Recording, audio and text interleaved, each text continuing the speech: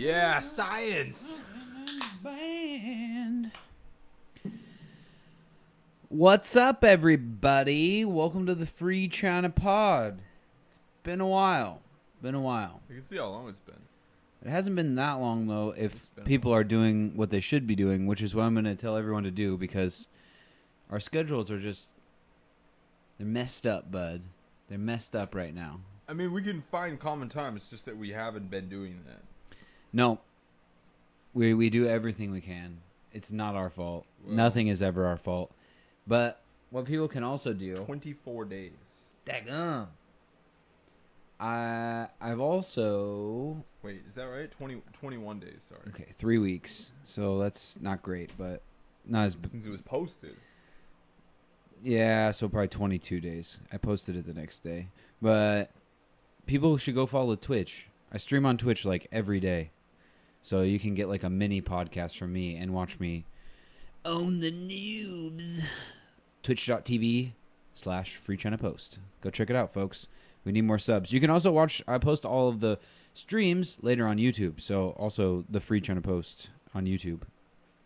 Follow. Ring the bell, folks. Helps us with the algos. What's up, dude? What's up? What's been going on? I feel like I barely even see you. Yeah, we have kind of opposite schedules to some extent. Almost exactly opposite, I feel like. Most days when I get home, you've already left for nefarious business. Like working. Working for the man. Rise and grind. Yeah, there's so much stuff going on since we last potted, so I'm not even going to try to cover all of it. This rubber band is literally melting. Yeah, they do that, man. Oh, it's like not even hot outside. No, that melted rubber. Hang on. They do that, buddy.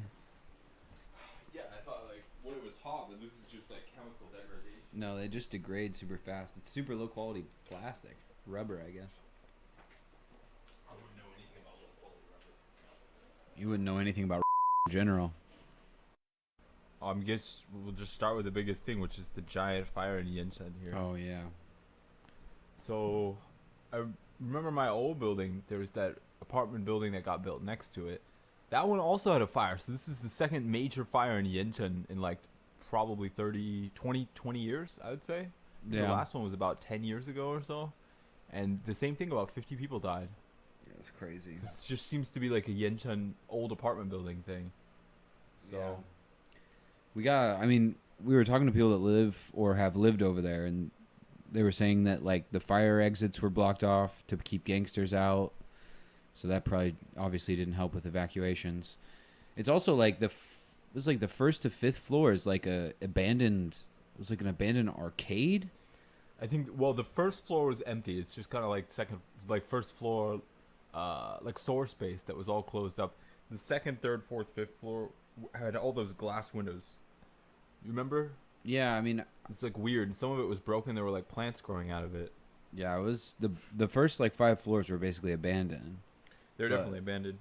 But yeah, and yeah, it was weird. I was telling you. Ben kept trying to get us to go in there. Oh, really? Like, let's go explore it, guys. I'm like, okay, sure. We should have done it. Whoops. Definitely not going to be able to do it now. And the messed up thing is that I was like just there on Monday doing film photography around that area. Like I literally probably this weekend I could go get my film, and I have pictures of that building and people like playing mahjong in the like open area under the first floor. Crazy. Yeah. It is. It's really horrible, and I hope if there was someone that was supposed to be responsible for this that they get held accountable, because clearly someone was not making sure that everything was up to fire codes. I would say that that's kind of the vast majority of places in Taiwan that aren't active businesses, like, and even some of the ones that are, that once a building's been constructed, the number of people who like care about things or follow the rules quickly diminishes.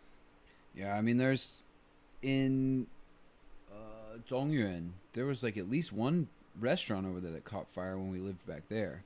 There was a clothing store, I remember, but that was like a one-story shack. That's what I'm saying, though, is like those places are definitely not up to code.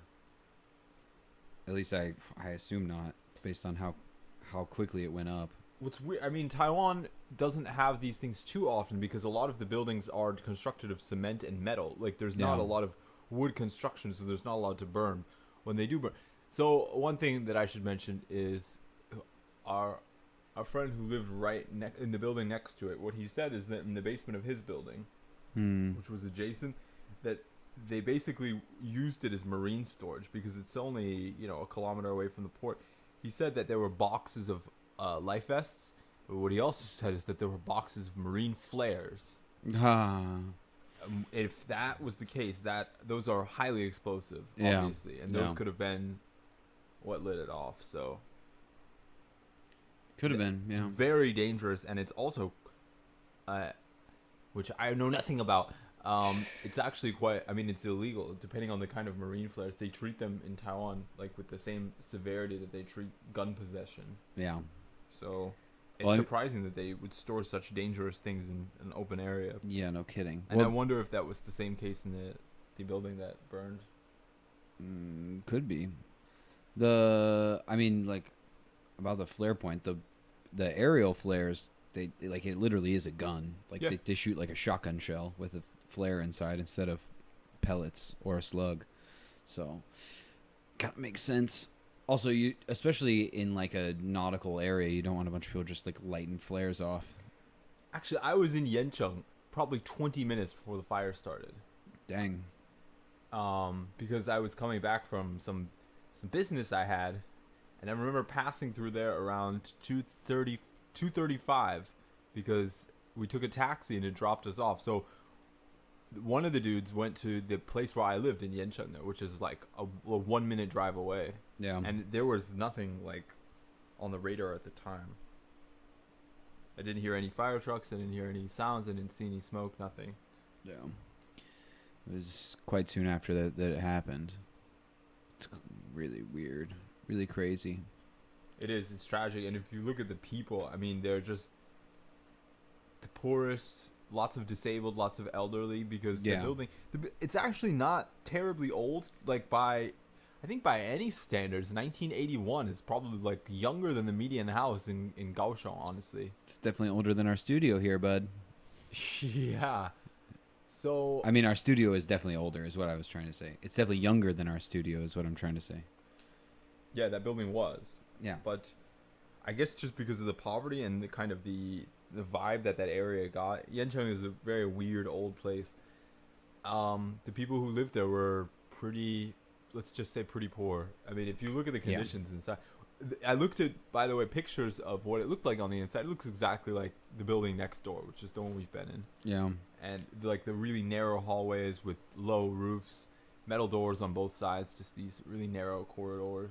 It's you've been to his house, right? Yeah. Okay. I remember one time we explored some of that building, and there's just huge abandoned spaces everywhere. The basement, I remember the fire exit was to some extent blocked off. There was flooding in the building, and they just closed some of the doors and stuff like that. And there were big abandoned areas. So it's a kind of lawless place, but I mean the size of that fire, something had to have happened. They were claiming that it was a cigarette, but I don't know. I haven't seen the veracity, but I did see news. I think it was Apple Daily saying it was a cigarette fire. If the second floor was filled with, because I've never been in that building, if the second floor or the third floor was completely filled with stuff, then I could believe that. But I have no idea. because by the That's time just anyone would know, it would be completely out of control. Yeah, exactly. That's what I assume as well. So I don't know how they would make that claim, but I don't know, man. It's hard to say. I mean, that went into the international news all over. BBC, DW, RT. I saw Reuters. I saw Reuters. Yeah. Everyone, and it's on the top of those things. Bloomberg, like I went on last night, it's on the top. RT on the top. Yeah. I mean, not for very long, because I don't know how much people care about Southern Taiwan, unfortunately, but Should. Southern Taiwan is the best. But the other reason Taiwan's in the news is all those aerial incursions into Taiwan's ADIZ. Yeah. Like, it was like 51 in like 2 or 3 days or something. Of course, it was a big part of that was the build up to 1010 Day, which is Taiwan's kind of national day. I mean, I don't know. Gets into it's always like weird talking about that stuff, just like it is with the flag or the national anthem. It's like, is it Taiwanese? Not really. It's kind of No, ROC. it's the ROC. Yeah. It's the ROC National Day. But still, some people celebrate it like it's Taiwan. Yeah, there was a lot. I asked my students because I wanted to do a kind of like, what would you call it? A case study Survey. interview. Yeah, something Yeah. like that. Like an interview survey thing. And there was a lot of confusion because a lot of people were saying, yeah, I don't define Taiwan as the ROC ever. Taiwan is Taiwan. Right. I don't have that identification, but yeah, I still like the holiday, and which is confusing. And Yeah. and they refer to it as Taiwan's birthday, Yeah. which is it's Yeah. muddled. Yeah, it is muddled. But, I mean, cognitive dissonance is a thing, right? I mean, people like to hold, like, weird, seemingly opposed beliefs, but I can send you the I get interview. it. It's interesting because I asked them like about what they think of how we celebrate the holiday. That it's similar to like America, how Memorial Day, which is supposed to be to remember the troops that have died, celebrated by sales at car lots. Yeah. Basically. Yeah. 10/10. I think the major way most people celebrated it this weekend was a day off work and a Shopee holiday. Yeah. Watching fireworks. I know. Only for some people in Kaohsiung. Most people didn't care about it at all. I asked all my students. Nobody watched it in person. 1 or 2 people watched it on TV. I watched it in person, folks. Maybe I took a video of it too. Well, Abby took the video. I was taking photography. I was taking photography. I was doing photography. And so maybe I'll stitch those videos together and put it up on the YouTube. It was okay. It wasn't like my favorite, but It was long, I heard, like a half an hour. yeah, it was like a half hour. It was long. It was a lot of fireworks. A lot of pollution up in the air. Yeah. You could tell how like hazy it was. And there was a ton of people, and I was glad because I wasn't glad there was a lot of people, but I was glad that I could get through because Abby and I went. Oh yeah, Abby was mentioning that. Yeah. The roads were all blocked. Yeah, they had like, like blockades basically with all the. Yeah, the police were there, and they were like really suspicious of me, obviously, because I'm just some random foreigner. And Why would they be suspicious? well, suspicious in the fact that like I was Carrying marine flares. they're like, he's got the marine flares in his bike. He's gonna shoot them off with the fireworks. Someone did shoot off a flare, by the way, which I assume was you. no comment. Obviously not. That's Obviously a joke, not. folks. Nah, Satire. it was someone in like it looked like it was from the water, but I assume it was like someone involved with it because I didn't see like any patrol boats go after it, which they would have because like we said earlier, or like you said earlier, it's really illegal. But yeah, we went and did some photography. Yeah, we went to go do photography, and then we were driving back. It was like right before the fireworks are gonna start, and they like stopped us at like multiple. I guess just 2 checkpoints. There was like 6 on the way, but they stopped us at the first one, and they were like, where are you going? And so I like told them in Taiwanese that I like live in Shizuan. Yeah. That way I was like, they'll actually like, maybe they'll think I'm like really local. And the lady looks at me after I said that, and she's like, really? And then she looks at Abby, who doesn't live here, lives completely in the north. And Abby's like, yeah, we live in Shizuan. The address should be on your ID card. Like, it shouldn't be really difficult to tell, honestly. It's not. It's for. But they didn't check my ID, so it was okay. Oh. But I do. I mean, I live here. I don't. Anyway. But yeah, so they let me through, and then like the guy, there was one right in front of the tunnel for the school, and the guy was like, he like I was slowing down, and he like steps in front of me. He's like, hey, no. Like Taiwanese people always do when they think you don't speak any Mandarin. And I was like, no. And I was like, yes, I live there. Yes. I told him like where I lived, and he's like, okay, like looked at me like really confused. It was funny though because he only stopped me. There was like 6 or 7 other scooters that he just let go by, and What he a racist. jumped. Yeah, discrimination, folks. That's why we're making it no thing. No. Because he's being racist or racist treatment. Unbelievable. We get profiled here, folks. It's what it is. You got to deal with it sometime. But yeah, so the fireworks are all right. What else you been seeing?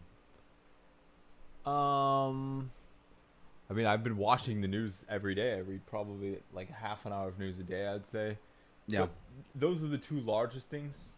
I'm sure if you mention other news that's happened. Newsom. What does that bring to your mind? That Jenner woman. The Jenner woman.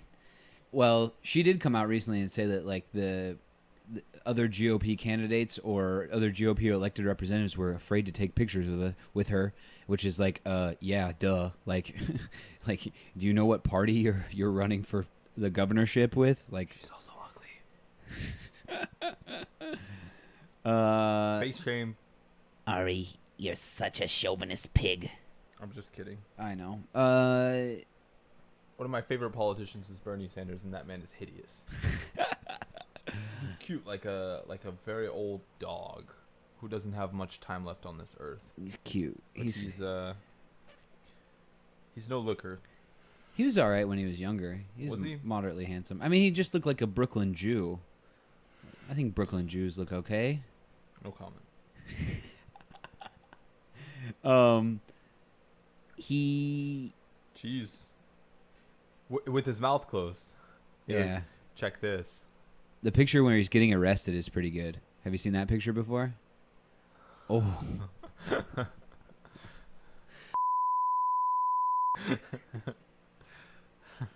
I gotta bleep that. Anyway, back to Gavin Newsom. Who? Yeah, exactly. Some loser. He just like the same week that they had a massive oil spill in Orange County. Oh, I see him getting arrested here. That's pretty cool. It's a sick picture, right? He's like, he's wearing his white pants. Yeah, it's an interesting choice. I hope that wasn't after Labor Day. Come on, Bernie. August. That's after Labor Day. I thought Labor Day is in September. I honestly don't know. I thought it was... Oh, that's right, because the U.S. does Labor Day on a completely different day than everywhere else in the world to break up worker solidarity. Pretty cool, U.S. But anyway, Newsom decided that instead of actually going after like the oil companies or natural gas companies that are really doing damage, he's going to ban leaf blowers.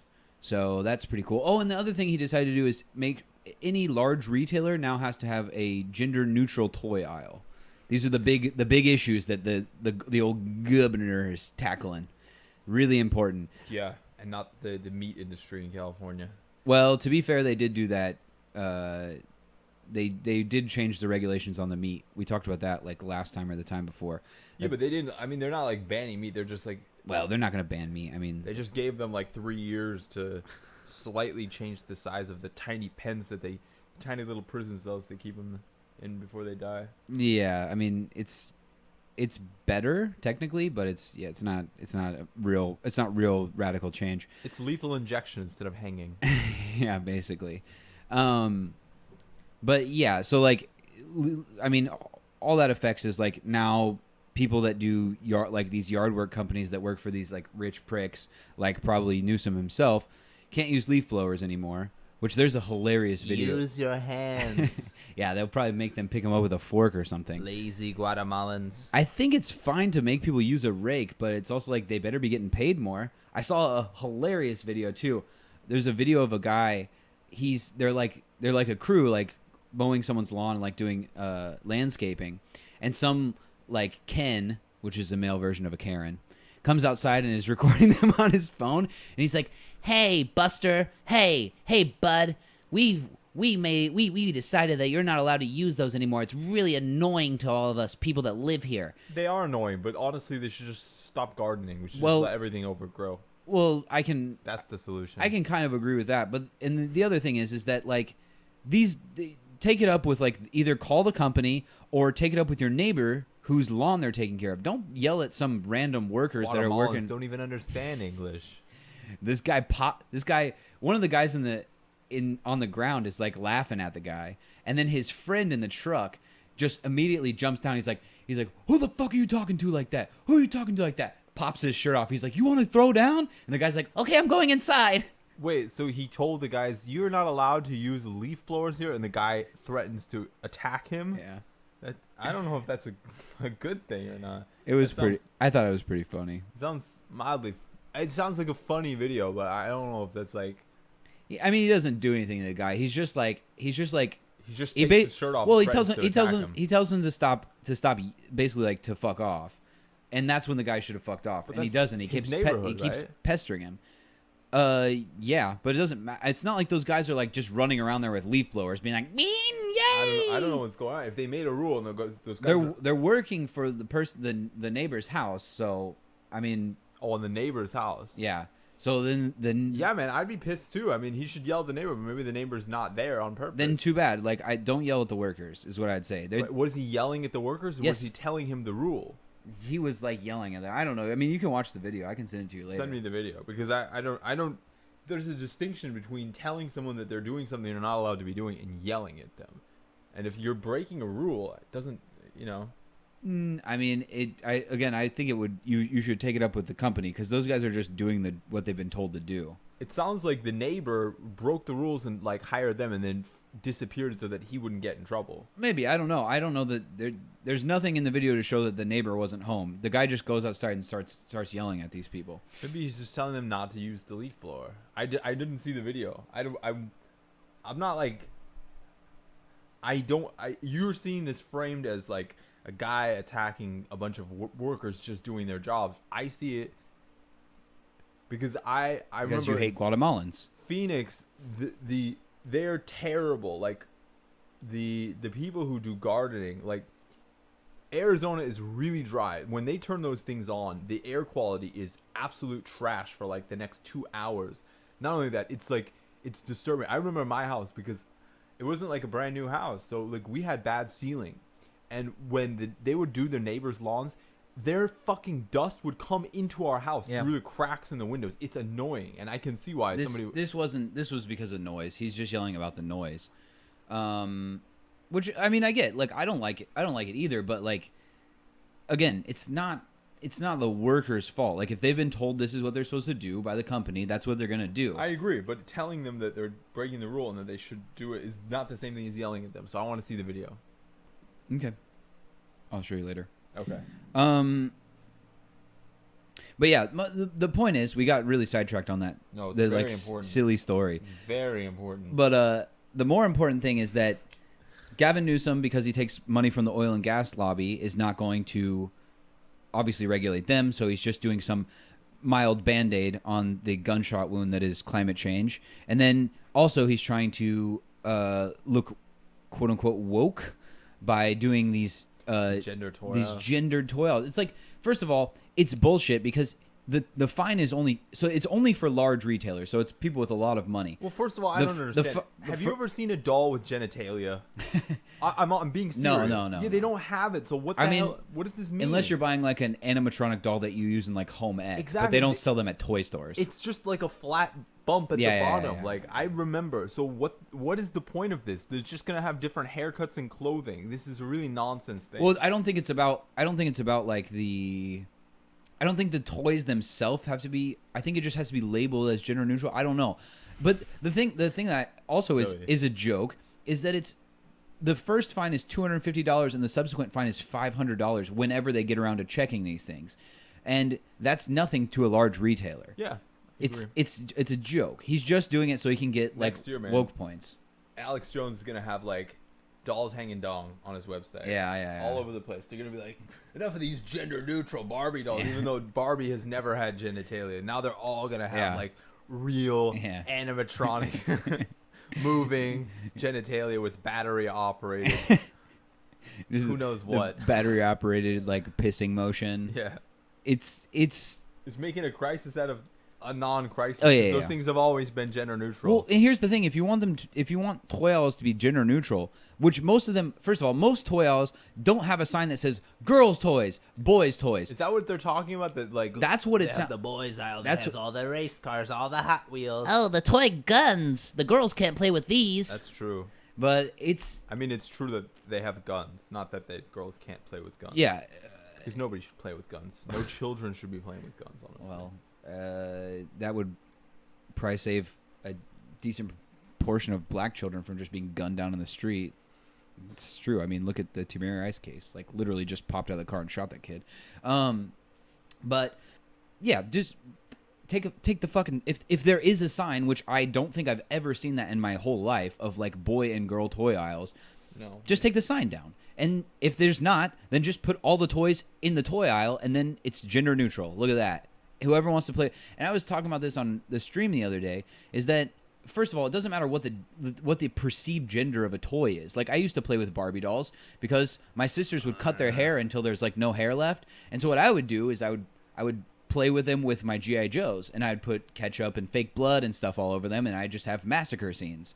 So it's like, you can say like, this is gender neutral because we don't want to teach our children gender norms. It's like, kids are going to learn gender norms from where, like, From the serial killer reproductions they do with their sister's toys.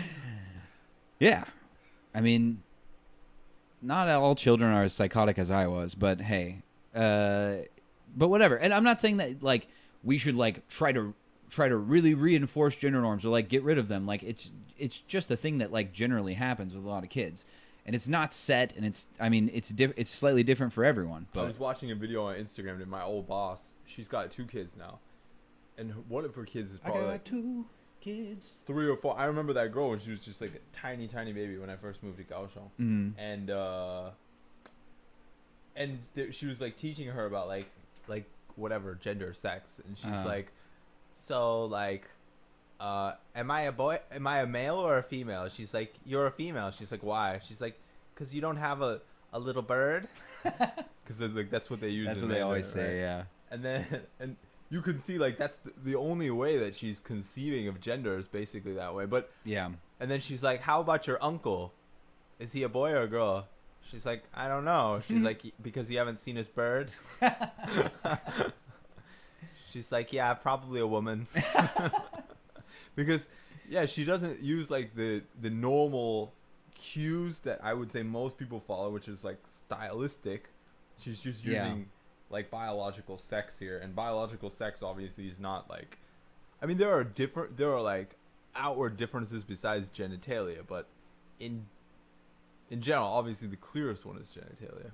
But, like, there are differences in facial structure. Also, yeah, for sure. But, I mean, I don't know how much kids pick up on that. And there's such a spectrum, like... of like like you think about, I'll beep this, but you think about daughter. Oh yeah. She's quite masculine. Yeah, but I could tell right away. I mean, I can tell too, but to like a young child, I don't know. I'm they might really see good at telling now. They might be like see the hair or something and think like, oh, short haircut, that's a male. I was at a restaurant the other day and like I could tell right away, and I was with and she's like Western, so she's like used to this, and she's like, oh, the boy. I was like, that's not a boy. Sounds like Ari's assuming genders, and so is I'm just kidding. Oh, I guess we were talking about the ROC birthday earlier, and actually I watched the CCP birthday the other day. How was that? It was horrible. I don't know. We had fun. Like Abby was on. I did it on a Twitch stream, but it's up on YouTube. So again, everyone go subscribe and ring the bell, because they'll unring the bell for you, because Facebook is trying to shadow ban us. But it's up there. It's up there, folks. You could probably listen to it at like 1.5 times speed, Do because your own research. it's pretty long. It's pretty long. But yeah, it was infuriating. I mean, lots of. You watched the whole thing? Yeah. I mean, I didn't actually watch the whole thing. I watched the 2-hour version. There's a 4-hour version, but it's more like singing. Was it the one I saw pictures? I don't know if it was from the same video, like, or video clips of Xi Jinping talking. It looked like they had a poster in the back that said 1911 with Sun Zhongshan's like. I don't know. There. I didn't see one of Sun Zhongshan, but they definitely had a bunch of 1911 stuff. Because so weird that they like celebrate the founding of the Republic of China, and then they're like, The Republic of China is not real. yeah, it's a weird thing. But yeah, there was a lot of Only historical, folks. yeah, Tong Bao Men and lots of comrade speak, and of course, just like everything that any Chinese leader says, it was just a lot of nonsense. It was a lot of talking without really actually saying anything. And yeah, that was pretty much it. There was a lot of singing. There was a lot of people there. A lot of unmasked people. really? Yeah, I didn't see one mask the whole time. Because they've deleted it. They've defeated the coronavirus that they released. Yeah, they still seem to be having some outbreaks every so often. I was talking to somebody the other day. By the way, I just want to reiterate this. Regardless of whether the virus came from a lab, regardless of whether it was released deliberately, which I don't believe it was. I don't either. I don't think we'll ever know probably whether it came from a lab. That has nothing to do with the fact that China, after they discovered they had the virus, and this is an open record, closed all their internal borders and then opened all of their external borders and encouraged people. Left them open, yeah. Well, they closed all the internal flights within the country but left them open. So if people wanted to go anywhere, they couldn't go home. They could only go abroad. Yeah. Which is essentially encouraging people to go abroad. Yeah. In the middle of a pandemic. China deliberately spread the virus across the world. So, and by the way, they face no sanctions and nobody holds them responsible. So again, regardless of whether the lab had anything to do with this, the Chinese government made a absolutely deliberate choice to spread the virus as far and wide as they possibly could so that other countries would have to suffer alongside China. And for that, the Chinese government and Xi Jinping should be tried in The Hague and if found guilty, hung. Guantanamo. Yeah, or sent to Guantanamo. 'Cause I'm not a big death penalty fan. I'm not either. I think, yeah, the most. It's getting close to like the Holocaust numbers, like the number of people that have died globally because of the pandemic. That was essentially perpetrated by China. Again, regardless of whether they like knew or deliberately or not deliberately fabricated it or whatever. That has nothing to do with the fact that they knew the virus was spreading and they just like pushed it out there. I think you could say, if you wanted to be like do a kinder interpretation, you could say they didn't care. I think that's as kind as you can get, though. Yeah, but they closed the internal borders and they... That's what I'm saying, is that they cared about the internal spread, but they didn't care if it spread outside. But that's not because people at the airport would be at risk, which includes their security staff, which includes state security members. That puts their nationals at risk. There's no way they would do that without being completely cognizant of the consequences. Yeah, they may also have not like known how bad it was going to be, but they definitely did. If they closing every single internal border between the provinces in China is a huge deal. They were 100% aware of how serious it was. There's no question about that. I don't know about that because they didn't. I'm not trying to defend China. I'm just saying no one really knew how bad it was going to be. But they also didn't. They haven't done that since the Chinese Civil War for 80. I know, almost 80 years, man. I'm also saying that it could have been much worse than it actually turned out to be. So it's not to say that like they were doing it because they didn't think it was bad. They were just. I'm just saying, if you wanted to do a kinder interpretation, you can just say that they didn't care about what would happen abroad or to their Air Force staff. I don't think that's fully accurate because I think that the state faced consequences, and I think that by keeping the airports open at all and allowing people to spread abroad, people within the country were still congregating, and that includes the airport staff and security service members and party members who work in the security services that control those international airports, because they have to have people from the state security services checking passports and stuff like that. In order for them to take those risks, they must have done a cost-benefit analysis at the very least. Right, but I'm just saying they didn't know how dangerous or not dangerous it would be. Again, they did, because they wouldn't have closed the internal borders for the first time in 72, 73 years. But for them to do that, they knew it was absolutely devastating, and they made a conscious choice. I don't know how they would.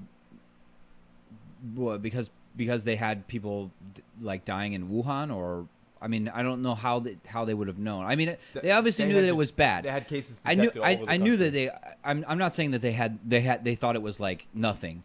I'm just saying because they closed their borders, like you said. Yeah, they did. But which is unprecedented. All I'm saying is they didn't know the exact degree to how dangerous it was. They were taking it extremely seriously. For sure. Chinese No, were absolutely. Freaking out. Again, this is not me trying to defend them. I'm just trying to. I get what you're saying. Be as accurate as I can. I don't buy any of those arguments. I think if you look at the full context, it looks horrible, and it looks like they did it 100% on purpose. No, I think it would be very hard to argue that. I agree. No, I totally agree with you. I'm just trying to. I don't know why. Because trying to play the devil's advocate. Because one of us always has to play devil's advocate. That's fair. I'm willing to argue this point. But I mean, I obviously wholeheartedly agree with you. But hell yeah, brother. it's yeah. Anyway, I was talking about the CCP thing. It was pretty mind numbing. Everyone should go watch that. Oh, also the first person to comment on that was some China defender. That was like, it was like, this is incredibly boring. Oh yeah, I and saw that. yeah, and so I just came back and said, yeah, I agree. Xi Jinping's speeches are very boring. Thanks for being on our side. Why were? I think he was trying to say that my commentary on it was boring. Oh, maybe not. Maybe not, but Maybe it was that's just- why I made the comment that I made. I said I agree. Xi Jinping's speech was very boring. Burn in hell, trash. No, I'm always, especially when people go like really negative with me. I don't know. Even in real life, I usually don't go too low. The only people I go really low on is like The police. politicians, people in power. But like if it's just some random person on YouTube, usually yeah, I just try to like if like there's that one guy, oh Bulldog, Billy Bulldog. I know Billy Bulldog. He's like, your podcast sucks or something, and I was just like, thanks for listening, dude. Like I don't care. Like it doesn't mean anything. There are like 7 billion people in the world, and 95% of them listen to and love our podcast. So like if you don't like it, you're in the minority. But that's okay. We have millions of adoring fans. Millions and billions, folks. Well, not billions, but hopefully soon. Soon enough. We're working on it. Just look at the piles of fan mail we get every week. I mean, to read through all this, all the love letters. We can't contain it all, folks. We really would prefer that It's you kind of guys. disgusting because there's a lot of like human fluid on them. Yeah, you need to start sending only emails, please. We're trying to save the environment. We're trying to go green. Okay. And don't send any pictures. We don't need that stuff. We don't need it. We don't need that kind of nasty stuff in our lives. Nasty. There's a ton of strikes going on in the U.S. right now. Unfortunately, Seth's strike that he was involved with, everyone should go listen to that pod too. I did a podcast with Seth about the carpenter strike in Washington. His faction of the union didn't get what they were trying to fight for, more benefits. They didn't get it. Part of that's because basically union leadership kind of threw them under the bus and didn't really let them strike as they wanted to. But they negotiated their contract. It seems like there's a good portion of them that are probably going to be striking again in 2 years when the contract comes up. But there are a number of others, like Kellogg workers are going on strike. Teamsters are going on strike trying to help Amazon workers. Frito-Lay. There's a ton. Why are all these snack food companies? Well, because right now during the pandemic, because People love their snack foods. people do love their little treats, but because they don't have enough workers. I mean, partially because a ton of people have died and gotten sick in the United States, but also because they're working these people literally like 12-hour shifts, sometimes 120 days in a row without a Send break. production of Guatemala. Well, I All think the Salvadorians work. I think what we should do. All the Salvadorians in Guatemala. Yeah, there's so many Salvadorians in Guatemala. I think we need to get rid of. Snack foods. Yes, definitely. Gender-free snack guys. Only gray. That way we don't know which gender it is. No blue, no pink. Can you imagine if they made a law that packaging of products could no longer be in color? Like how nobody would enjoy shopping anymore, and it would kind of end consumer capitalism for They would. a week. The Republicans would lose their minds. They would be like, This is anti-capitalist. What? You're turning us into Venezuela. But can you imagine, like cigarettes, for instance? yeah. Just take the branding that occurs there, and like imagine if you had. It would take you longer to go shopping because it would take you longer to detect all the things you wanted to purchase. I think there was a country that like made them change all of the cigarette packs to like white or something. I want to say it's like Australia. They have pretty strict cigarette laws, from what I I understand. think Canada did that, if I remember. They might have. I don't remember the exact country it was, but yeah. I mean, I mean, for everything. They- like no, cereal, yeah. like makeup, everything, every piece of product packaging, just black and white. I'm down. That would be cool, man. I mean, I like taking black and white photography anyway. Yeah, conservatives would love it because it's a move. It's going back to the past. No, they would hate it. Make America 1925 again. Except for like without all the racism and sexism. Before the color plate printing process, folks. I do like black and white stuff, but I don't. I do disagree with you because You can only wrap it in used newspaper. That is a good way to recycle, though. That would be good for the newspaper industry too. We've killed two birds with one stone, folks. We're revolutionizing it. What I was going to say, though, is that I actually think that instead of exporting our jobs abroad, we should bring back manufacturing to the United States, and we should pay people well to do it. Well, I mean, I don't disagree with you, but you're going to have to face a wage equilibration, Yeah? which means that, yeah, we're going to be less competitive on the world market, which means nobody's going to be able to get new cars or iPhones in the longer term. Like, we're going to basically, us and Guatemala will equilibrate to similar levels. So whereas Guatemala probably makes, I'd say, like an average per capita income of like 6K, maybe 7K. It's just a guess. Just a guess, folks. Mm-hmm. And the United States is somewhere around, I'd say, 49. That will If you're talking about averages, but it's, I mean, even that's not like necessarily a good estimate of what the workers, because you're putting in like people like Jeff Bezos that make insane salaries. But I get your point. Use median. So if it was all equilibrated, then we'd probably, if you're talking about the whole world, then it'd probably be somewhere around the equivalent of probably like 10, maybe 10K. Well, something like it? I mean, it doesn't have to be with Kazakhstan. doesn't have to be with everything anyway. It should also. Kazakhstan. It's okay. Keep going. It should be American products. If it's I an agree American with you. brand, it should be made in America. I agree And with otherwise, it should not be sold as an American brand. It should be sold as whatever country we're making it. America definitely needs industrial production. I don't disagree with you, but the more we focus on low competitive edge industries and industries that we are basically like on parity at technical level, when you're talking about like Fritos production and stuff like that, we're on parity of technical production with Indonesia or like Bahrain or something like. I mean, we still have it though in the United States. We do, It seems but to work it's out limited. just fine. Yeah, but it's limited. It's like how many people work in manufacturing? 3% of the economy, something like that. Pretty minute. Most people in the United States economy work in the service sector. Yeah, it's a service economy.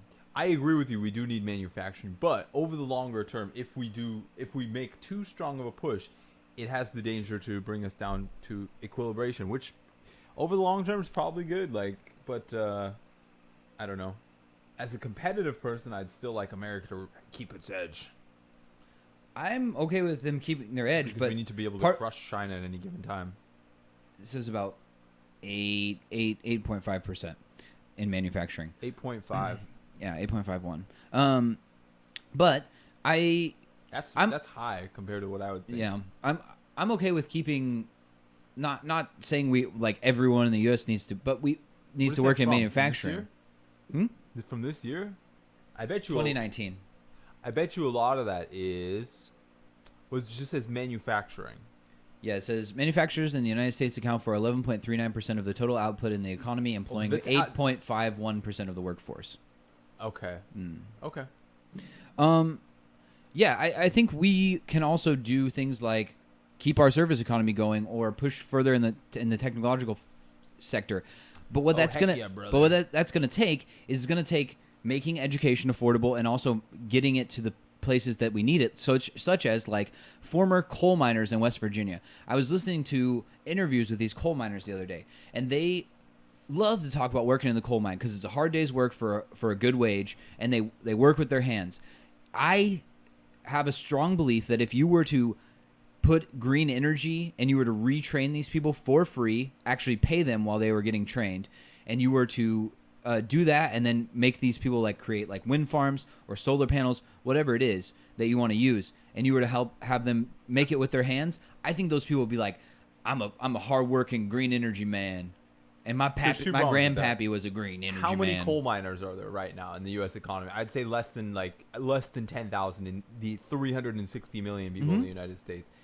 There's more like it's a really unimportant job, I would say, in the grander scheme of the economy. But if you don't give those people training and give them a job, they're going because coal mining is going away.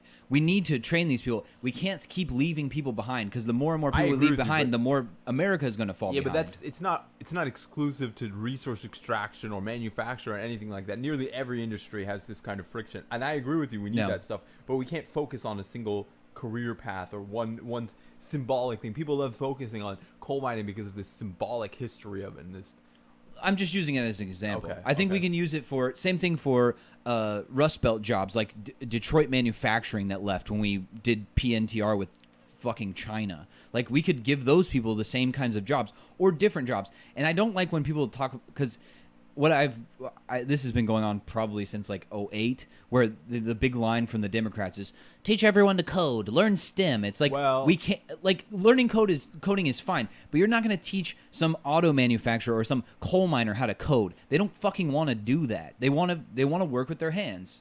I think the other thing is a lot of them are old and probably. I think the bigger problem is you talk about green energy. A lot of those jobs, unfortunately, are one and off things. It's not like coal mining where you have a job for the rest of your life. You go and there are some jobs in maintaining green energy, but most green energy, once it's built, it'll work until the end of its service life. And those people, once they're done building it, they're out of a job. Yeah, totally. I get you. But the thing is we don't just have to build it for the United States. That's going to be a multi-year project at least. We can build it for the whole world. We could create patents for these things and say like, listen, we'll manufacture it and sell it to you at like at a decent price or whatever, and then we can export it all around the world. The problem with a lot of that, I mean, solar is extremely, extremely polluting, and it's also already being done by China. So like we're probably not going to do solar. We could generate wind turbines, but it's not the most popular anymore. I guess we could do that, but It doesn't just have to be that either. I mean, it could be if we can get further on battery technology, all of these things. batteries are problematic too. But we have to have them. I mean, this is the reality of the situation. I like your idea, but I think you're mixing up two giant crises in a way that don't necessarily fit well together. I think that these people need jobs, but I think that green energy is not enough to it's one industry. This is just one example. I'm saying we can train them to do other things like I don't know what else though. I think a lot of them are just fucking shit out of luck, if I'm being honest, because the economy is just moving away from unskilled labor. Then what I would say is that we at least need to give them a base level of income where they're not gonna starve. But I think if you also offer these people like some sort of service job, if you gave them like for instance like planting trees in West Virginia, trying to clean up these areas that are like sludge filled because of the coal mining that happened and because of the wanton disregard for the environment that the bosses in these industries have, not to mention worker life, just like letting their coal miners die in the fucking coal mines, which is why there's been such like a violent labor struggle inside of the coal miners, which is another reason why a lot of people have a lot of love for the coal miners, is because they're one industry that like really struck hard and like literally went to war with like the bosses.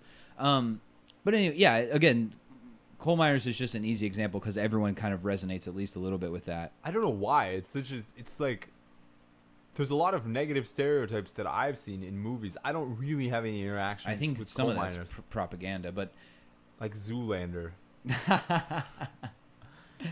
well, it's They're like not portrayed as very well, like, but the thing is they're like salt of the earth type people, like real men's men, like going into the coal mine every day. You don't know when you're going to come out. Coal mine might collapse. Like these, I mean, it's just a romanticized thing, I think, for a lot of people. yeah. I mean, in a lot of, it's similar to being a soldier, I would say. Yeah, in some ways, for sure. Dangerous job. Portrayed as very, masculinized. Like a big sacrifice for the greater good, but also the longer term consequences of what they're doing are a concern for some people. Yeah, exactly. Well, the good thing is that coal mining is going the way of the dodo, going the way of the buffalo. Go, folks. You take it out and you wash it. You clean it up. Yeah, I don't know. It's just it's something that the U.S. needs to really start thinking about, because there's all this talk in the U.S. right now about how we can't get enough workers. I have a transition for that in a second. How we can't get enough workers, but robots, obviously. We just robots. AI. Everyone just sign in a Neuralink with your Elon Musk tokens. Yeah, and then just plug your body in. Jack into the Matrix, folks. But it's gonna have to be something that's done, because they're talking about how they can't get enough workers anymore, and they cut off benefits basically to like push people back into the market, and they're just not doing it because it's too dangerous in the United States and a lot of places right now. People aren't willing to put their life on the line for a $7.25 an hour job, because the Democrats are too fucking cowards too big of cowards to push for $15 minimum wage. I agree with that. And inflation is out of control, man. If you Yeah. look at like the housing prices, like that's, I don't know if that's being calculated into inflation yet, but I mean those prices I just saw in Canada yesterday. I mean they're going absolutely insane. Well, part of It's that's also because we basically bailed out billionaires, pumping $1 trillion of liquidity in the market every day, and made sure that all of these corporations that are doing all this damage to our economy basically got huge PPE loans. Let me see what the inflation calculation was. So I'll give you Canada because I saw Canada yesterday. The housing prices since last year are up 13%. Oh my goodness. Yeah, 13%. The inflation, guess what the inflation they calculated? 3%. Like their inflation calculations obviously do not include the factor of housing sale prices just completely spiraling out of control. 13% in 1 year is insane, man. That is. And in 2 years, by the way, since COVID started, it's closer to 40 fucking percent. Yeah, they're gonna have to get a handle on a lot of this stuff. It's really bad in Canada because you just have a lot of dense urban areas. I don't know about Canada, but the fun part about the U.S. is that The fun part, folks. is that the top 1% has gained trillions of dollars over this pandemic, and we're going to continue not to tax them because Because Joe Biden needs his bribery. even besides the fact that they're going to continue to get richer, they will not make sure that the workers get any part of it. Look at how out of their way they went to just dump money into these companies, give them free money when they should have been prepared for something like this anyway. And then they absolutely refuse to do anything like pass the PRO Act. Like Joe Biden came out and did a tacit endorsement of the Amazon workers striking. That was great. That made him probably the most pro-worker president since maybe FDR, which is ridiculous because he's nowhere near FDR levels. But they refused to do anything that would actually take some guts. Recently he did say that he would think about modifying the filibuster for. Is it even up to Joe Biden? I feel like that if it's a Senate rule, it needs to be modified by the Senate. It's just a procedural rule. So what the fuck does Joe Biden have to do with this? Well, honestly? pushing for it. I mean, I think if he put pressure on people, it's possible. Though his approval ratings are kind of in the tank right now. But I think that will bounce back soon enough. By the way, I say Toronto is up 17.4% in 1 year. Since I can't see longer term. Good night. That's insane. Yeah. So since COVID, that's about a 35% increase in 2 years. Even though probably 1 to 2% of the population died. Thanks, Trudeau. And there's been no immigration for 2 years because they closed the fucking borders. Yeah. And they still have house prices going out of control. Well, it's because you concentrate the ownership into smaller and smaller hands. I mean, the U.S. is having the exact same thing with BlackRock buying up all of the properties throughout the United States.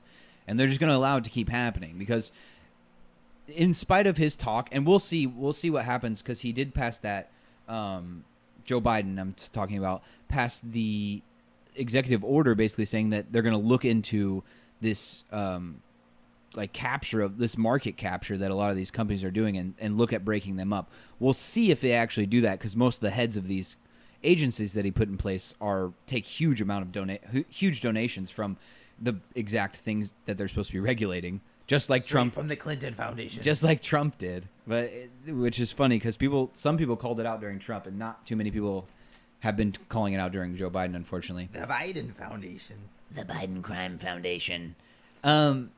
What I was going to say with that transition, though, is talking about a UBI and about robots and automation. Andrew Yang is starting his own third party. Which is called what? The Forward Party. Yeah, well, I think the first thing he'd better do is push for ranked choice voting or he's shit out of luck. Nah, he's got no shot. His party is going to fail. Absolutely. He couldn't even win the fucking mayor of New York, and that was the best chance he had for his entire life to get in public office. He's done. He's got no shot. He's a businessman that just couldn't hack it in politics, and I think it's probably about time for him to hang it up. He's not that bad. He's not uncharismatic. He's just not the most exciting, and the more he loses, the worse he looks. He also refuses to give straight answers on a lot of questions. He just avoids answering so many questions. And I'm not saying he is disingenuous, but he seems it's similar to Kamala Harris, but I do think Kamala Harris is disingenuous and just kind of goes whichever the way the wind blows. But like her, when like every time they ask her a question and she just laughs nervously, insert nervous Kamala Harris laughter here. She just looks bad. Like what the whole people were like dunking on her over the Afghanistan stuff. They asked her about Afghanistan. She's like, well, it's a very serious issue. And it's like, well, it looks deeply unserious when you just like laugh about it. And I get it. It's a nervous tick. Laughing about it. That's really bad, man. She obviously wasn't actually laughing about it. It's a nervous tick that she has.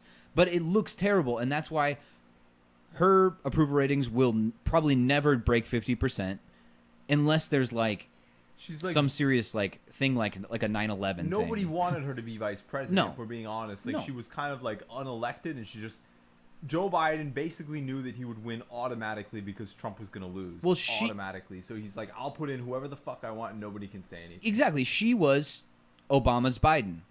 Obama picked Biden because he wanted to get at least a little bit of support from like old Dixiecrat style Democrats and people and white moderates who were a little bit skeptical about having a black president. Biden was a lot more popular. Biden did not do bad in the primaries, if I remember. He was not polling at 2%. But he wasn't as popular amongst like progressives, whereas Obama was more. But Obama wasn't a progressive. But a lot of people kind of thought he was in 08. Yeah, but that's people's perception of him as opposed to the person that he picked based on the fact that their ideas and politics align with his own, which I think Joe Biden and Obama were actually quite similar. Well, Kamala Harris it looks like they're not an that empty similar. vessel. It doesn't look like they're that similar from what I mean. Biden's been much more progressive than Obama as his time in president, I would say. That's cool, man. I mean, I don't know how much power he has. Well, I mean, he got us out of Afghanistan. That's like a thing a lot of progressives have been calling for a long time. He also, like I said, spoke out. I would say. Huh? He did it in a fucked up way. I would Yeah, say. I mean, we've had this conversation before, but I like, can't remember where we landed on this. well, you said that we could have handled it better, and I said that it's possible that we could have, but pushing it down the line just would be. I think it would be more and more likely that we would just never leave. But again, it's a counter. I remember I said we should break it up, and then we should have broken up Afghanistan. And we should have probably pushed the withdrawal into like the winter period. Yeah, that's what you said. But I mean, it's fair. Like I think that might be true, but I think again pushing it back, I think would just give people more time to say, oh, we shouldn't leave. Oh, well, now it's close to the midterms, so we can't do it. And then, but you should read. In any case, it's a counterfactual because we don't know. But I started reading Carter Malkasian's book about Afghanistan. It's it's basically like 1970 to now, like going through the entire situation. And yeah, I mean, I just started it, but it's quite interesting. It's got a lot of information, a lot of stuff I didn't know about Afghanistan. I'd be interested. Do you have a? It's just an EPUB. Okay. I'm just reading it my Chinese e-reader. My Chinese e-reader.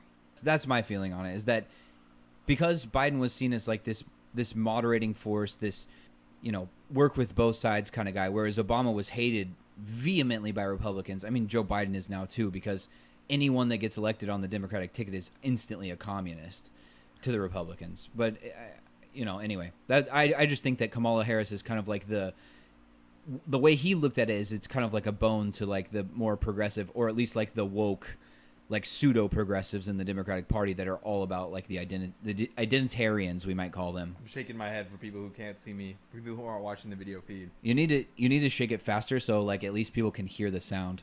So you're just like. I had a concussion recently, Jordan. That's true. Keep that brain still. Yeah, I don't want to rock it too much. Yeah, man. I don't know. I hope they do pass this $3.5 trillion infrastructure deal, and I hope they pass the PRO Act. If they did that and like ended the filibuster, I'd be pretty happy with the Joe Biden presidency. That would be most of what he needed to do to make me happy. It'd be more than I expected anyway. We'll see. I don't think they'll pass the PRO Act. The $3.5 trillion, I've already heard that they're trying to cut that too. And by the way, one of the two people that is trying to cut that, Kristen Sinema, is in Europe right now. Doing what? Just tasting some wine, just had a fun time, just being a crazy girl. I'm crazy. That's very sexist of you. I'm crazy. I'm super quirky. I hate her. I hate Joe Manchin too, though. Like they literally. That's even more sexist. Yeah, really. That's anti-coal miner.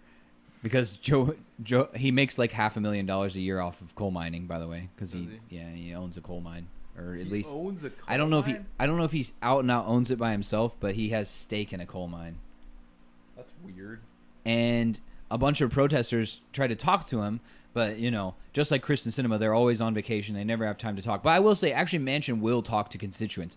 Kirsten Sinema will not. She ignores her constituents when they walk up to her and politely ask her on the street. He was on his yacht, which is called Almost Heaven, which is a very bad reference to a John Denver song.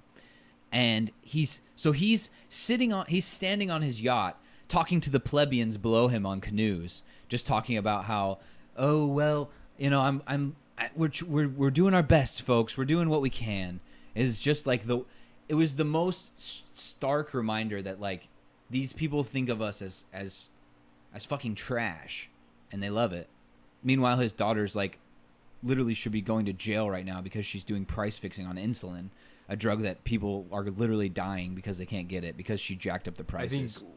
I think this is why I don't like watching American politics, because it's so frustrating. Like, we know what the problems are, and we focus on all the wrong solutions. Like, number one, we need to get money out of politics to make sure that they're not bought anymore. And before that, like, it's almost frustrating. There's almost like no point in talking about smaller issues, I feel like, until you've gotten rid of the trash. Yeah. Money in politics, probably term limits, I would say. Yeah. And lobbying, insider trading. No more lobbying, folks. Or every lobbyist has to wear a body cam, just like every police officer. That's a good... Every lobbyist has to open an OnlyFans. You like that? Yeah, that's good. We can pivot to a little Taiwanese politics. Please. The Chen Po-wei recall is coming up soon. For anyone that doesn't know, Chen Po-wei is a... I met him, folks. Oh, yeah, you did. You have a picture with him. I have many pictures. I'm gonna make it the podcast I was art. a little bit intoxicated, so I think there are some bad pictures. Ari's got it. Not like bad pictures, just like my just eyes like are an half closed. OnlyFans picture with Chen Po-wei. Just like my eyes half closed. That's what I meant. Okay. You find it. The one I saw was not bad. That's because I posted a good one. But yeah, his recall is coming up. What do you think? What do you think Wonder about if he'll that? be there in a few weeks for you know what? Might be. That'd be nice to see him. You think he'll get recalled?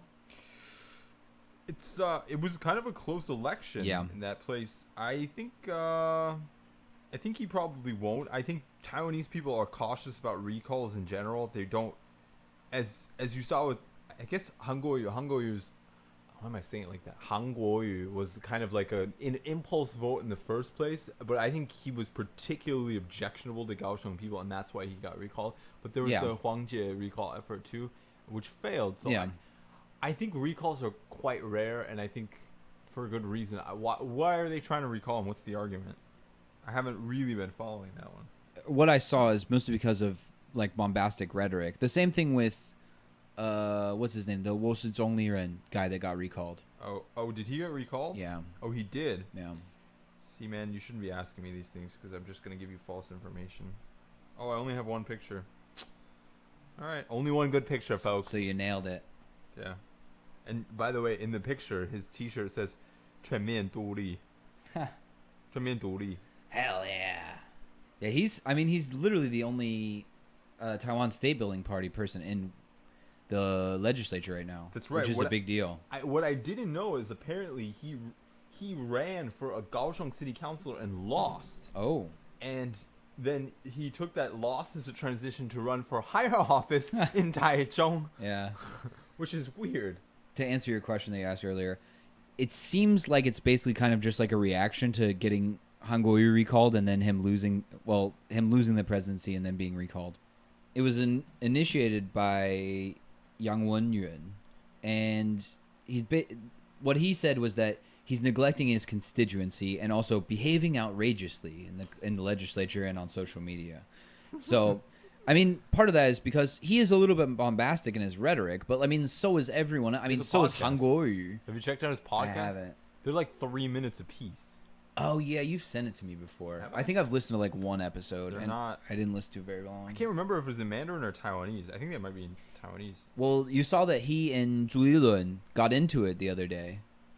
You told me about it. Yeah, about about Yeah, 9 minutes, 6 minutes. For anyone that doesn't know, Eric Zhu or Zhu Lilun is the KMT chairman right now. He just won the election, but he got into a spat with Chen Po-wei because Chen Po-wei was speaking Taiwanese, and he was basically like, no one speaks that. Like you should speak Mandarin in the legislature.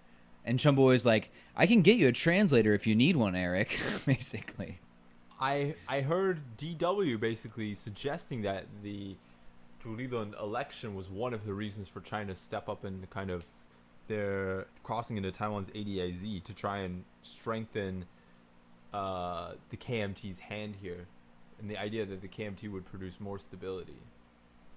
So if people feel more fearful, feel that like because the DPP is going too far out of line, that there'll be a war, that people might lean further towards the KMT, or also they might be trying to shift KMT policy to harden the line on China, harden the line of like whatever, being more, what's the word, placating towards China. Maybe, but that's just speculation. Yeah. It doesn't, from the polling I've seen, it doesn't seem like, besides slight drops in Tsai Ing-wen's preferables, it doesn't seem like that's working. This was a professor from Australian National University. I think it was Taiwanese. He also said, very controversially, what he said is that that Tsai Ing-wen's statements basically implied that because she's like, I'm not going to make any like unilateral moves, and he's reading into this. And basically the main statement is that like Taiwan's future needs to be decided by Taiwanese people alone. He took that to mean that Tsai Ing-wen would be pushing for a referendum. Yeah, exactly. I don't know about that. I don't know about that either. That's just I his don't know take. about that. That's it. If they did, that would be interesting. But I don't think that. First of all, I don't think Tsai Ing-wen is that strong in favor of. I think she's a status quoist. I also is think what I would say. That this is the modern status quo thinking in Taiwan amongst the elites, is that the status quo itself is independence, that you don't need to push any further. You look at the way that it's just been rephrased. You say we are the ROC Taiwan. It's already an independent state, which is, basically equivalent to the statement she already made, that they don't need to push any further. I mean, de facto, it is an independent state, right. But to nominally to ensure that it doesn't become a vassal of China or get invaded, whatever, it's got to go a little bit farther at least. There has to be at least more assurances with outside actors, if not something done to internally in Taiwan to make sure that that isn't going to happen. I think the only thing long term is nuclearization. When I say nuclearization, I mean the development of nuclear weapons. I don't think long term, even the United States won't be able to, even its complete security guarantee. Because if it was captured, it would just be like Crimea. It would be like, we don't recognize your new borders, and this is very bad, and that would be the end of it. Yeah. And even today, we don't recognize Crimea as a part of Russia instead of Ukraine. Great. That's so it doesn't show up on American maps. That's literally the extent of how far American power goes on that issue. A few sanctions, maybe. Yeah, and the sanctions eventually will die down anyways once, we have a new enemy around the world.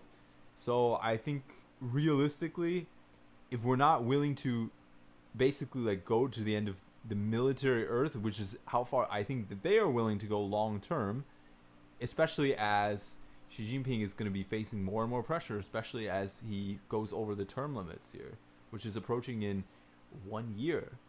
And after that, he's going to be pushing his limits, and he's going to be pushing the limits of the patience of the PLA. Well, there are no longer term limits, but I'm saying, he still needs to be reappointed every 5 years. I know what you mean. And every time he does that, he needs to preserve the political capital. The older he gets, the longer he's been in. And by the way, China has, in case anyone doesn't know, China has not been doing that great. The COVID really rocked the country, and whatever COVID didn't do into the country, it definitely affected other states' stances towards China. China was nobody really wanted to challenge China before Xi Jinping came in power. Maybe because they thought it was kind of a minor rising state. Now, countries that were really close with China are fearful or hostile towards it. Australia, Canada, even little states. Germany is getting slightly more hostile. Slightly, yeah. We watched those German debates. They all at least said something negative about China. Yeah, but they basically, they all basically admitted. I I think Germany is a really weak state in this. I tend to agree. But they basically. I mean, they're weak on China. They're a pretty strong state within the EU, but they're strong towards their interests, but their that's interests what right now. I just mean they're a powerful state. They're not super. They don't seem to be very concerned about like long-term human rights issues because they basically made it clear that economics will trump human rights. Yeah, they're certainly not going to be pulling VW manufacturing out of Xinjiang, but it does seem like that they are not in favor of building Huawei 5G towers. I mean, it's like kind of a symbol, but look at Nord Stream, like the Nord Stream pipeline. That's another example of where Germany basically, they're just like it's clear that the government, it doesn't matter which party, will put financial and economic stability ahead of their, let's say, post-material interests, things like human rights and stuff like that. I'm hoping that because the EU exists, that some of these smaller states, like Lithuania, who's been taking a much harder line on China and a much more friendly view towards Taiwan, that they will kind of push the whole EU towards Taiwan, or at least in a more anti-CCP direction. I wonder. I really wonder. I wonder too. I hope so. Like the article I wrote, I hope that Lithuania can be Taiwan's Iceland. And if you don't get that, folks, you got to go read the article. Taiwan, we should also mention that Taiwan's been pretty much case-free. I think there were 2 days with cases in the last almost like 3 weeks. The most recent one, which was 3 days ago, I believe, where we had one case, that case was already in quarantine anyway. It had been in quarantine for a long time. You were like 2 days in a row with one case, right? Not 2 days in a row. If you want to see our cases, I post them every day, folks, on the old Twitter. So go follow @FreeChinaPost. I mean, we as a society, we as the government seem to be doing a good job. For all the criticism I have of them, which I think is some of it is well-deserved criticism. Yeah. There's been a success, and I think that the international media should start fucking taking note because, like, again, over and over, I made this critical article about the fact that Bloomberg is just praising the Chinese government. They're like the only country where they're down to 0 cases, as if any number that ever comes out of China is real, is authoritarian China because they have such a strong government. They're so good at dealing with it, which is it's a falsehood. I mean, they dealt with it by killing live COVID patients allegedly, like welding people inside their houses. Yeah, welding apartment buildings shut, of which there are. I mean, there's clear videos of it. Like, let's be honest. Yeah. So, pretending like that's the only way when Taiwan is another clear case for the first year of COVID, more than a year, we're almost at 0 cases the entire time. Like, it's pretty clear what you need to do, and people just are like, "Oh, we'll never actually get to 0." It's like you could if you follow the fucking rules, and if you were willing to take the steps necessary to do that. You're just not willing to, so stop pretending. Yeah. Just to give the information also, it wasn't 2 days in a row. It was one day free, and then one day. It was the 9th, we had one case, and the 11th, we had one case. Okay. But yeah, basically, that's been about it. Well, speaking to that, is that I listened to a couple of the recent Rogans. I don't know if you listen to those. Which ones? I listened to the one with Gupta. I listened to Gupta, and then I listened to the guy that wrote the COVID. He wrote some COVID book about like how we've lost our minds because of COVID, and we're totally not being rational about this. Yeah, I mean, I would agree with that, but I don't know if I agree with his take. You wouldn't agree with his take. His take is idiotic.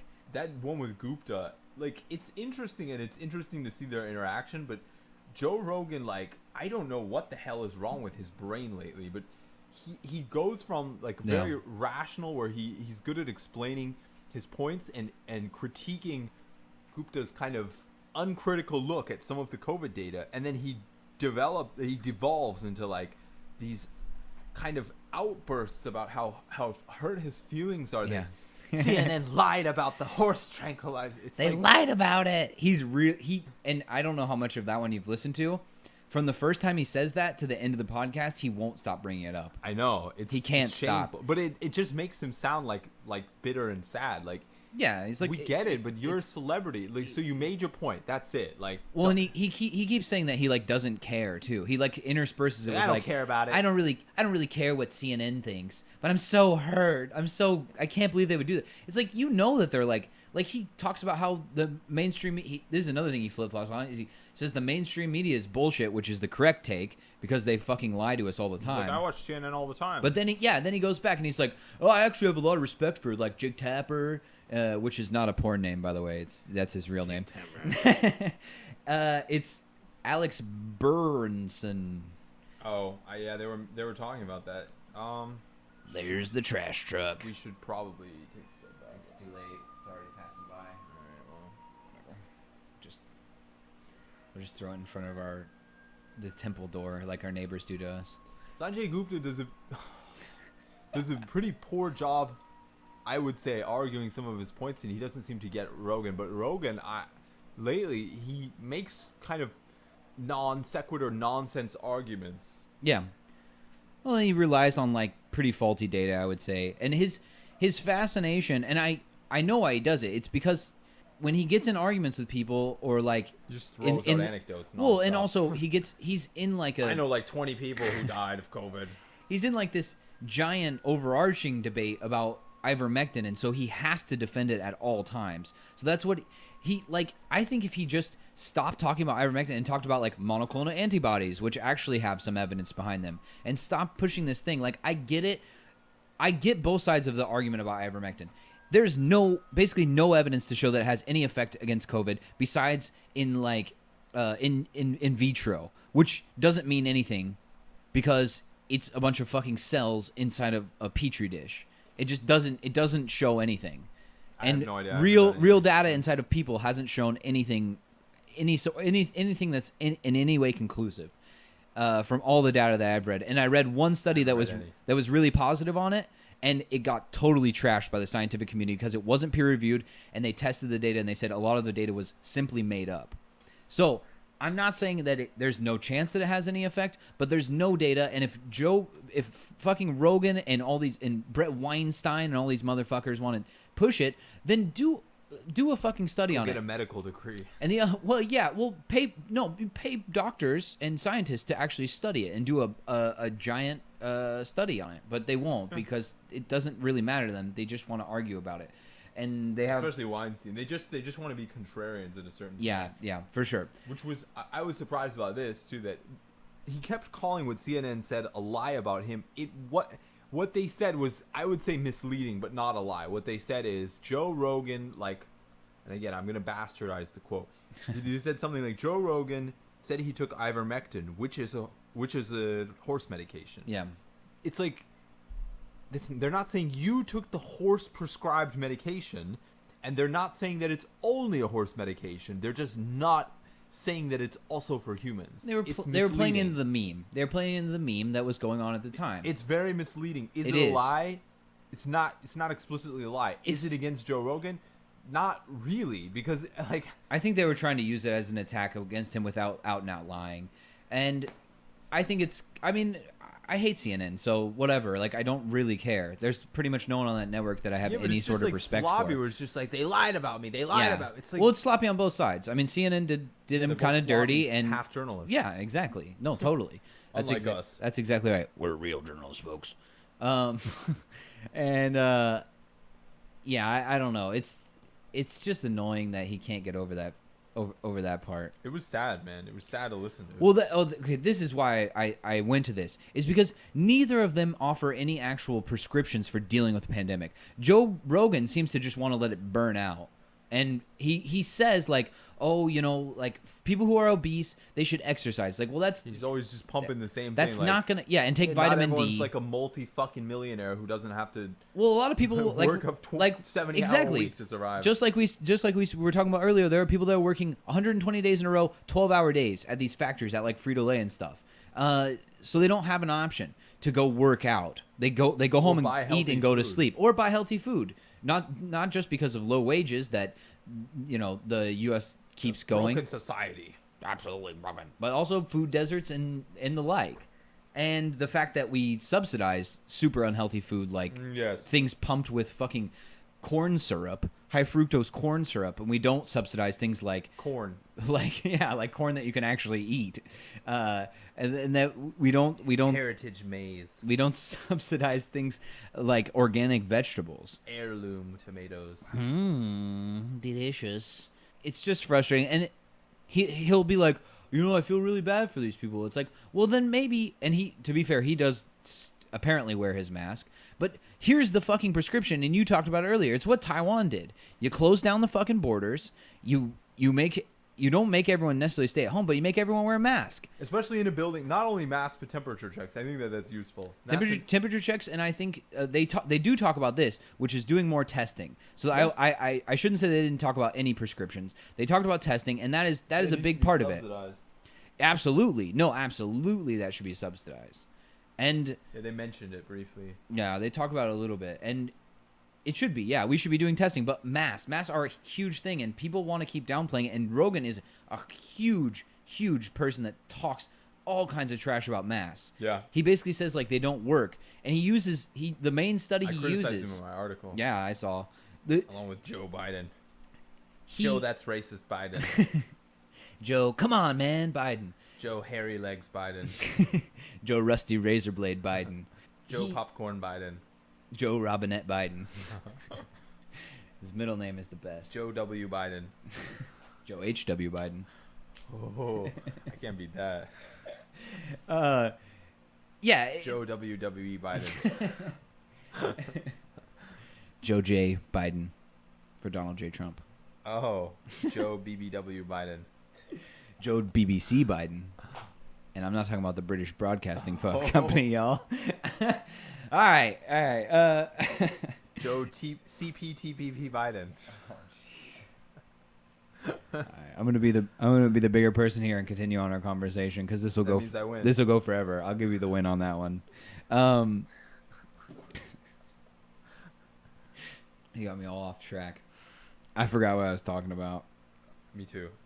You were talking about. Oh, the study that Joe Rogan. I mentioned this before, but the study that he uses, literally the scientists that did the study came out and said that that's not the point of their study, nor is it accurate. I don't know what you're talking about. It's basically showing that cloth masks are much less efficient. They are not inefficient. They say It doesn't matter. Everyone can buy surgical masks now. Like yeah. I'm fucking poor and I can afford them. Let's be honest. Like they're like. Or the pennies a piece. KN95s. I mean, those are more expensive, but that you can get, especially in the U.S., you can get N95s and KN95s. And to be honest, the government should be either providing them for all citizens or at least heavily subsidizing them like they did in Taiwan. Well, I wish I was getting some subsidized ones. We did for a long time in Taiwan. Actually, Subsidized there's testing? oh, not testing. I'm talking about masks, but also testing. Yeah. I also got subsidized testing here. Not even like not partially subsidized, like fully subsidized. I just bought 150 masks for 250 NT. I need to get some new I need to get more You masks. can get some for my load here. What color you got? A white, only white. I don't know if I want white. White goes with all clothing. Yeah, but I eat a lot of kimchi at work, so That's a choice. I'll just be looking like I'm in a zombie movie or something. Kimchi is fire, man. Speaking of It can be zombies, stinky though. You should make your own pickles it's like I it's do. super stinky, but I like it. I wear a mask too, so it's like the only person that has to smell my breath is me. Some of these like online masks are good, but some of them I bought them off before, and some of them no I bought them at a night market or something. I can't remember. Anyway, some of them were absolute trash. Yeah, some of them are bad. Like plasticky, nasty shit. I like those Fuda masks. Yeah, I think I ran out. Those Tudigong ones are good. Those I bought those off for pretty cheap, like 200 for 50 or something. These were 79 for 50. So That's I'm pretty wondering- cheap. Yeah, I'm wondering the quality though. Have you put one on yet? No, they haven't arrived yet. Oh, okay. Yeah, I might cop some. I kind of want to get some all black ones again. I like the all I've black. got some, but they're trash, man. The ones that I bought last time. I'm just gonna buy some more of those. They're like transparent. That's how bad they are. Yeah, that's bad. I don't want that. They're like single layer and like they're like plasticky, so they make your face sweat. Yeah, I hate that. I'm rocking the beard right now too, and it's still like 30 plus every day in Kaohsiung, so I don't need anything that's gonna make me any hotter. So yeah, no plastic on my face, please. But speaking of zombies, I got a new game, folks, that I'm gonna be streaming.